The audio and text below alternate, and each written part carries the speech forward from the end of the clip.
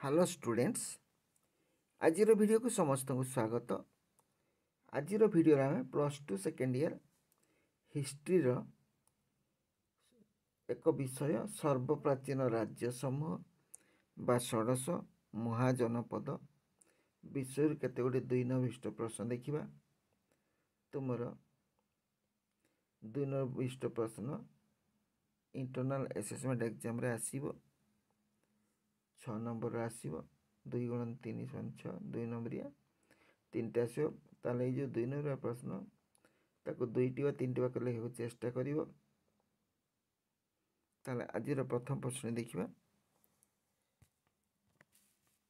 61 आम 60 आलोचना करछे 61 ख्रीष्टपूर्व 6ठ शताब्दी रे काबुल उपत्यका ठारू गोदावरी नदी तट पर्यंत अंचल मध्य केतोटी महाजनपद विकसित होता। ये महाजनपद गुड़ी को मिलित भाव में कौन कहुला? ताले काबुल कहले जानूच काबुल कौन? काबुल अफगानिस्तान अवस्थित। ताले ख्रीष्टपूर्व 6ठ शताब्दी रे काबुल उपत्यका ठारू गोदावरी गोदावरी आमर आंध्र प्रवाहित।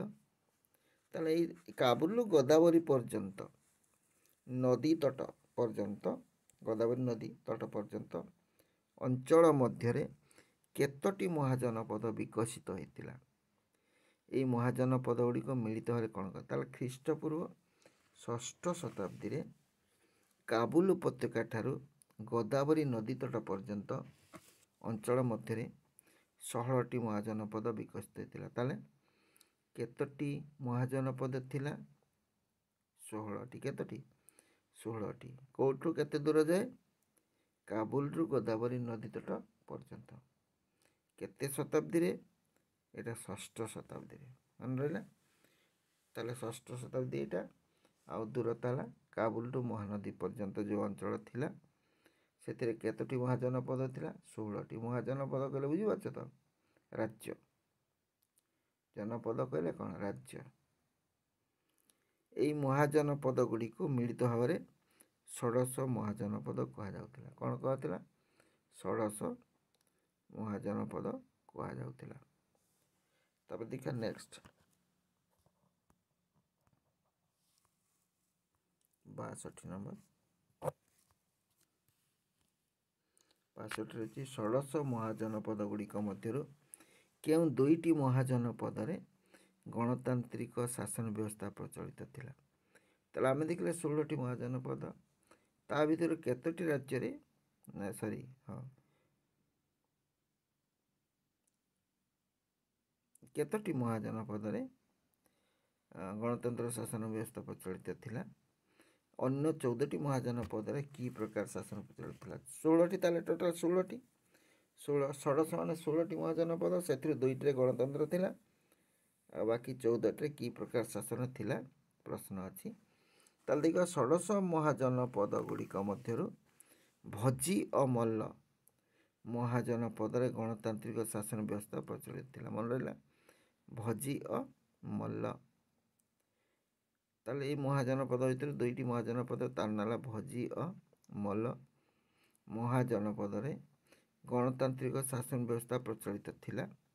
अन्य 14टी महाजनपद रे राजतांत्रिक शासन व्यवस्था प्रचलित थिला। अर्थात से राजा माने शासन करथिले। कौन करथिले? राजा माने। तब देखा 63 नंबर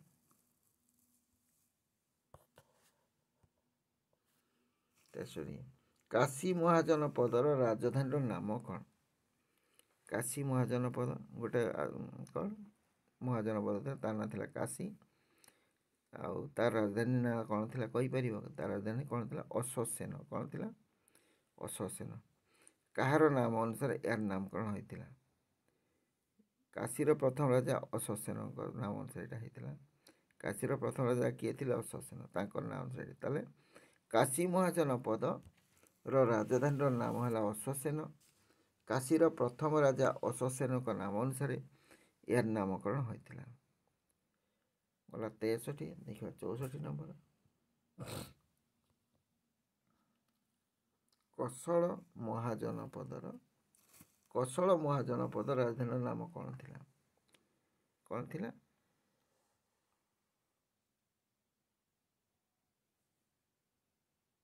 କାହାର ନାମ ଅନୁସାରେ ଏହାର ନାମକରଣ ହୋଇଥିଲା? କୌଶଳ ମହାଜନପଦର ପ୍ରଥମ ନରପତି ଥିଲେ ମହାକୌଶଳ।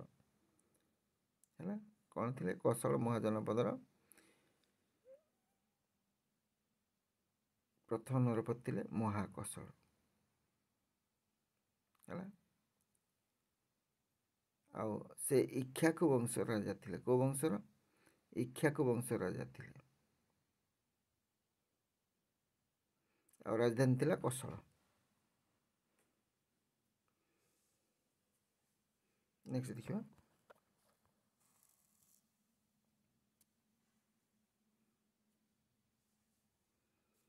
ତାହେଲେ 65 ନମ୍ବର, କୌଶଳର କେଉଁ ନରପତି ଗୌତମ ବୁଦ୍ଧଙ୍କର ସମସାମୟିକ ଥିଲେ? ଗୌତମଙ୍କ ପ୍ରତି ଅତ୍ୟନ୍ତ ଅନୁରକ୍ତ ଯୋଗୁଁ କିଏ ଷଡ଼ଯନ୍ତ୍ର କରି ତାଙ୍କୁ ସିଂହାସନଚ୍ୟୁତ କରିଥିଲେ? କୌଶଳର ନରପତି ପ୍ରସେନଜିତ। କିଏ? ପ୍ରସେନଜିତ ଗୌତମ ବୁଦ୍ଧଙ୍କର ସମସାମୟିକ ଥିଲେ। ଗୌତମଙ୍କ ପ୍ରତି ଅତ୍ୟନ୍ତ ଅନୁରକ୍ତ ଯୋଗୁଁ ତାଙ୍କର ପୁତ୍ରବଧୂ ଏକ ଷଡ଼ଯନ୍ତ୍ର କରି ତାଙ୍କୁ ସିଂହାସନରୁ ଚ୍ୟୁତ କରିଥିଲେ। ତାହେଲେ କିଏ? ପ୍ରସେନଜିତ। କୌଶଳ ନରପତି ପ୍ରସେନଜିତ ଗୌତମ ବୁଦ୍ଧଙ୍କର ସମସାମୟିକ ଥିଲେ।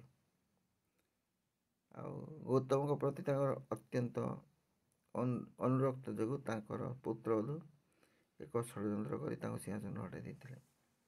65 ଗଲା। 66 ନମ୍ବର, ଷଷ୍ଠରେ ଚମ୍ପା ବା ଚମ୍ପକ ନଗରୀ କେଉଁ ମହାଜନପଦର ରାଜଧାନୀ ଥିଲା? ହେଲା, ଚମ୍ପା ବା ଚମ୍ପକ ନଗରୀ କେଉଁ ମହାଜନପଦର ରାଜଧାନୀ ଥିଲା? ଏହା କ'ଣ ପାଇଁ ଖ୍ୟାତି ଲାଭ କରିଥିଲା? ଚମ୍ପକ। ଚମ୍ପା ବା ଚମ୍ପକ ନଗରୀ ଅଙ୍ଗ ମହାଜନପଦର ରାଜଧାନୀ ଥିଲା। ଅଙ୍ଗ। ଏହା ବାଣିଜ୍ୟ ବ୍ୟବସାୟରେ ଏକ ପେଣ୍ଠସ୍ଥଳୀ ବା ଖ୍ୟାତି ଲାଭ କରିଥିଲା। ମନେ ରହିଲା? ଚମ୍ପା ବା ଚମ୍ପକ ନଗରୀ ଅଙ୍ଗ ମହାଜନପଦର ରାଜଧାନୀ ଥିଲା। ଏହା ବାଣିଜ୍ୟ ବ୍ୟବସାୟରେ ଏକ ପେଣ୍ଠସ୍ଥଳୀ ପାଇଁ ଖ୍ୟାତି ଲାଭ କରିଥିଲା। ବାଣିଜ୍ୟ ବେପାର ଭଲ ହେଉଥିଲା। ତାପରେ ଦେଖିବା 67 ନମ୍ବର ପ୍ରଶ୍ନ, ମଗଧ ମହାଜନପଦର ନୂତନ ରାଜଧାନୀ କେଉଁଠାରେ ପ୍ରତିଷ୍ଠା କରାଯାଇଥିଲା? ଏହା କେଉଁ ନଦୀ ଦ୍ୱୟର ସଙ୍ଗମ ସ୍ଥାନରେ ଅବସ୍ଥିତ ଥିଲା? ମଗଧ ମହାଜନପଦର ନୂତନ ରାଜଧାନୀ ପାଟଳି ବା ପାଟଳି ଗ୍ରାମଠାରେ ପ୍ରତିଷ୍ଠା କରାଯାଇଥିଲା। ପାଟଳି ଗ୍ରାମଠାରେ। ଏହା ଗଙ୍ଗା ଓ ସୋନ ନଦୀର ସଙ୍ଗମ ସ୍ଥଳରେ ଅବସ୍ଥିତ ଥିଲା। ଗଙ୍ଗା ଓ ସୋନ ନଦୀର ସଙ୍ଗମ ସ୍ଥଳରେ ଅବସ୍ଥିତ ଥିଲା। 67 ଗଲା। 68 ଦେଖିବା। 68 କେଉଁ ମହାଜନପଦର ନରପତି ବୁଦ୍ଧଙ୍କ ନୀତିବାଣୀକୁ ପ୍ରଥମେ ସମାଲୋଚନା କରିଥିଲେ ମଧ୍ୟ ପରେ ବୌଦ୍ଧ ଧର୍ମକୁ ନିଜ ରାଜ୍ୟର ରାଷ୍ଟ୍ରଧର୍ମ ରୂପେ ପ୍ରତିଷ୍ଠା କରାଯାଇଥିଲେ? ତାଙ୍କର ନାମ କ'ଣ ଥିଲା? ତାହେଲେ କ'ଣ ନା ବତ୍ସ ମହାଜନପଦର ନରପତି ବୁଦ୍ଧଙ୍କ ନୀତିବାଣୀକୁ ପ୍ରଥମେ ସମାଲୋଚନା କରିଥିଲେ। ବତ୍ସ ମହାଜନପଦର ନରପତି ବୁଦ୍ଧଙ୍କ ନୀତିବାଣୀକୁ ପ୍ରଥମେ ସମାଲୋଚନା। କିଏ? ବତ୍ସ ନରପତି। ପରେ କିନ୍ତୁ ବୌଦ୍ଧ ଧର୍ମକୁ ନିଜ ରାଜ୍ୟର ରାଷ୍ଟ୍ର ଧର୍ମ ରୂପେ ପ୍ରତିଷ୍ଠା କରାଇଥିଲେ। ତାଙ୍କର ନାମ ଥିଲା ଉଦୟନ। କିଏ ଥିଲା? ଉଦୟନ। ଇଏ ହେଲେ ବତ୍ସ ନରପତି। ଠିକ୍ ଅଛି। 68 ଗଲା।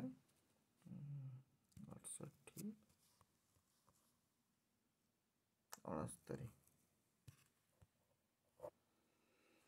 ତାହେଲେ 69 ନମ୍ବର ପ୍ରଶ୍ନ, ପାଞ୍ଚାଳ ମହାଜନପଦର କେତୋଟି ରାଜଧାନୀ ଥିଲା? ସେଗୁଡ଼ିକର ନାମ ଲେଖ। ପାଞ୍ଚାଳ ମହାଜନପଦର 2ଟି ରାଜଧାନୀ ଥିଲା। ସେଗୁଡ଼ିକ ହେଲା ଅହିଚ୍ଛତ୍ର ଏବଂ କାମ୍ପିଲ୍ୟ। ଅହିଚ୍ଛତ୍ର ଓ କାମ୍ପିଲ୍ୟ। ତାହେଲେ ପାଞ୍ଚାଳ ମହାଜନପଦର 2ଟି ରାଜଧାନୀ ଥିଲା। ସେଗୁଡ଼ିକ ହେଲା ଅହିଚ୍ଛତ୍ର ଓ କାମ୍ପିଲ୍ୟ। ଅହିଚ୍ଛତ୍ର ଓ କାମ୍ପିଲ୍ୟ। ନେକ୍ସଟ ଦେଖିବା 70 ନମ୍ବର ପ୍ରଶ୍ନ, ଭଜି ମହାଜନପଦରେ କି ପ୍ରକାର ଶାସନ ବ୍ୟବସ୍ଥା ପ୍ରଚଳିତ ଥିଲା? କେତୋଟି ଗୋଷ୍ଠୀକୁ ନେଇ ଏହା ଗଠିତ ହୋଇଥିଲା? ଭଜି, ଏଟା ଗୋଟେ ମହାଜନପଦ। ଭଜି ମହାଜନପଦର କି ପ୍ରକାର ଶାସନ ପ୍ରଚଳିତ ଥିଲା? ତାହେଲେ ଦେଖିବା, ଭଜି ମହାଜନପଦରେ ଗଣତନ୍ତ୍ର ଶାସନ ବ୍ୟବସ୍ଥା ପ୍ରଚଳିତ ଥିଲା। କ'ଣ ଥିଲା? ଗଣତନ୍ତ୍ର ଶାସନ ବ୍ୟବସ୍ଥା। ଆଉ କେତୋଟି ଗୋଷ୍ଠୀକୁ ନେଇ ଏହା ଗଠିତ ହୋଇଥିଲା? 8ଟି ଗୋଷ୍ଠୀକୁ ନେଇ ଗଠିତ ହୋଇଥିଲା। ତାହେଲେ ଭଜି ମହାଜନପଦରେ ଗଣତନ୍ତ୍ର ଶାସନ ବ୍ୟବସ୍ଥା ଥିଲା। ଆଉ କେତୋଟି ଗୋଷ୍ଠୀ କହିଲେ? 8ଟି ଗୋଷ୍ଠୀକୁ ନେଇ ଏହା ଗଠିତ ହୋଇଥିଲା। ଠିକ୍ ଅଛି, ଆଜିର ଭିଡ଼ିଓକୁ ଏଇଠି ରଖିବା। ଭିଡ଼ିଓଟି ଯଦି ଭଲ ଲାଗିଲା ଲାଇକ୍ଟେ କରିବ, ସାଙ୍ଗସାଥୀଙ୍କ ସହିତ ସେୟାର କରିବା। ଆଉ ଏହିପରି ଭିଡ଼ିଓ ଦେଖିବାକୁ ଚାହୁଁଥିଲେ ଚ୍ୟାନେଲକୁ ସବସ୍କ୍ରାଇବ୍ କରିବ, ବେଲ୍ ଆଇକନ୍ କ୍ଲିକ୍ କରିବ। ତାହେଲେ ପରବର୍ତ୍ତୀ ଭିଡ଼ିଓ ଗୁଡ଼ିକ ନୋଟିଫିକେସନ୍ ତୁମ ପାଖକୁ ସବୁଠାରୁ ଆଗେ ପହଞ୍ଚିବ। ଧନ୍ୟବାଦ। ଯେଉଁଠି ଥାଉ ଭଲରେ ଥାଉ, ସୁଖରେ ଥାଉ। Thanks for watching.